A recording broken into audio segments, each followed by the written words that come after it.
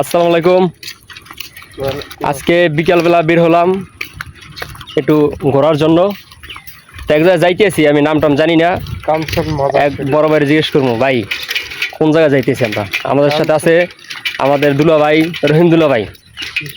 ভাই কোন জায়গায় যাইতেছি আমরা? কাঞ্চন মাজার শরীফে যাইতেছি।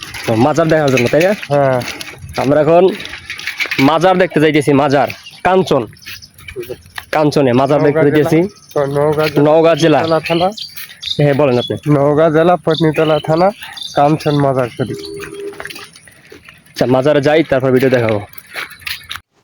শেষ পর্যন্ত ঘুরতে ঘুরতে এসে পড়লাম আমি সেই মাজারের কাছে। এইটাই হলো সেই কাঞ্চন মাজার। এখানে নাকি সবাই নিয়ত করে তার মনের আশা পূর্ণ হয়।